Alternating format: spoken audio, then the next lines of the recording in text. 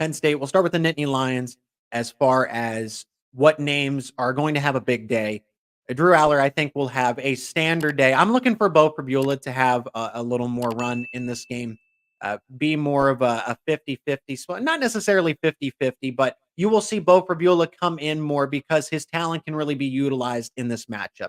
Michigan State, good, okay at defending running backs, but the mobile quarterback, not so much. And with Drew Aller's not 100% right throwing shoulder, I think Beau Pribula, this is an opportunity for him to continue to build on his confidence and see what he can do because I open up the quarterback battle again with a new offensive coordinator. Even though Drew Aller he's got the better arm, okay? He is the former 5-star. I get that, but Beau Pribula has not gone away. He prepares like he's the starter. The team very much respects him. He is a workout warrior in the offseason. Give him credit where it's due here. Beau Pribula is not just some fringe backup. I don't think he's taking the job away from Drew anytime soon. However, I think he deserves some opportunities here down the stretch in a game like this where, yes, it's a must win to get to your New Year's Six Bowl. But in this case, there's Michigan State's not going to offer a lot of resistance here. So Beau Pribula is a key name to watch for Penn State. I'll go with KeAndre Lambert-Smith here as another name for Penn State, as he's been held absolutely silent. I haven't heard from him in quite some bit, quite some time. Penn State did not do anything in the passing game against Rutgers, did not do anything against Michigan, did not really do much against Ohio State. We know the key games, but KeAndre Lambert-Smith in particular has been really silent. Had a pretty good game, right? Over 90 yards against Maryland, and Dante Cephas had the 2 touchdowns. But in the biggest moments, KeAndre Lambert-Smith just hasn't been able to show up.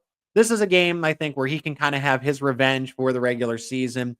Jury's still out what he's going to do. Is he going to come back? Is he going to go to the NFL? He still has the extra eligibility. And yes, Penn State could use a veteran like him in the wide receiver room next year, even though there's probably going to be a complete overhaul. Is he a part of that overhaul, or is he going to stick around?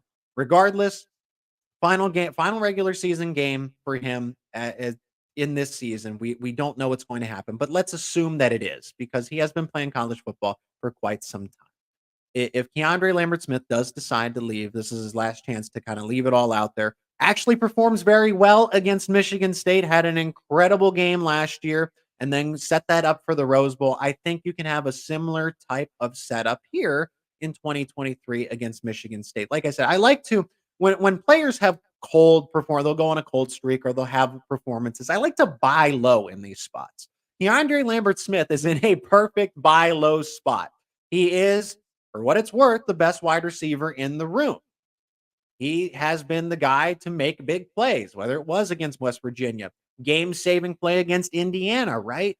It is there. It's just capped a little bit when you start to face those elite defenses. Michigan State is far from an elite defense. There aren't any cornerbacks that can keep up with him.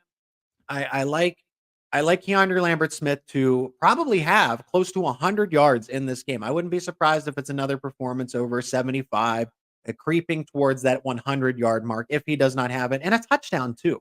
He didn't score touchdowns in some of those games outside of the Indiana one that I mentioned, but he was held scoreless against Maryland as well. The tight ends are probably going to be a factor too. Tyler Warren, Theo Johnson, Drew Aller's favorite red zone targets, but Michigan State knows this. Michigan State's going to game plan to try to take away, to at least limit what Penn State does around the line of scrimmage with the tight ends and the running backs. Therefore, I think, again, Lambert-Smith, Liam Clifford, any of those guys, Dante Cephas, whoever's out there, Caden Saunders, I think the wide receivers will be the focus of the Penn State offense when Drew's at quarterback, and then Beau Pribula will be able to get some big chunk plays as well. Defensively, you could really go anywhere for Penn State. Any of the guys could step up because Caden Hauser is going to make mistakes. He's going to turn the ball over. He's still very inexperienced. We'll get to some Michigan State players that you need to be aware of offensively and some defensive guys too. But from Michigan State in this case, going up offensively against Penn State's defense, there's really nothing they can do to stop Chop Robinson, deny Dennis Sutton. It's just a matter of how much are some of these guys going to play. Because I look at a Chop Robinson and it's, do you really want to expend him at this point in the season? You are playing for a New Year's Six Bowl, but Penn State really does respect the fact if a guy has an opportunity to get drafted high, Chop Robinson's going to go in the first round. Definitely all guaranteed at this point, but it's a matter of how high. I see him as a top 10 overall prospect. If Chop Robinson's not going to play as much in the game, I would say that's the case for Adisa Isaac. Adisa Isaac it can be a day 2 pick. He really could be. So deny Dennis Sutton, enter deny Dennis Sutton back into the chat, who took over against Indiana, could probably take over in this game against Michigan State. So I like him to do that. Other guys who are probably in a position to not necessarily go into the draft, but stick around and have a big game. Think of guys like Jalen Reed.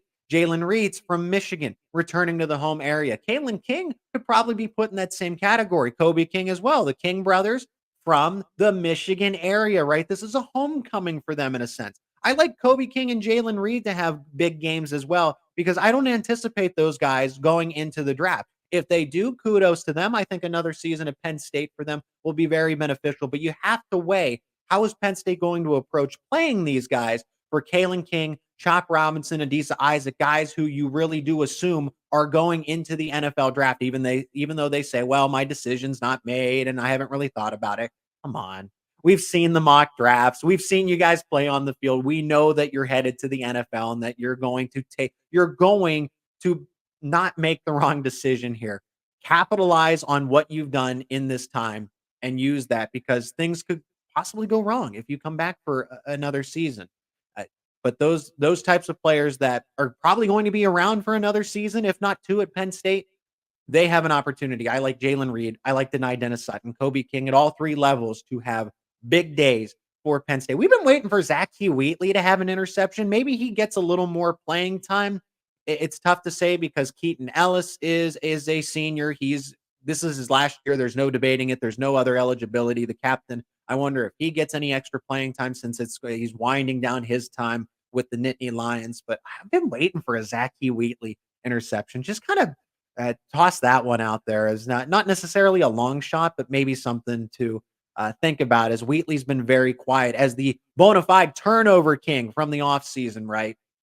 For Michigan State, I've mentioned Caden Hauser, and that's easy. Nathan Carter, I'm not sure. Jalen Berger, I'm not really sure what happened to him. I guess part of the injuries, I can't assume what's happened, but that transfer from Wisconsin, Nathan Carter's been the one to take over. The one that you really need to focus on if Caden Hauser is going to go to anybody, it's Malik Carr. Malik Carr, the tight end, veteran tight end, last week against Indiana, 7 receptions, 119 yards, and 2 touchdowns.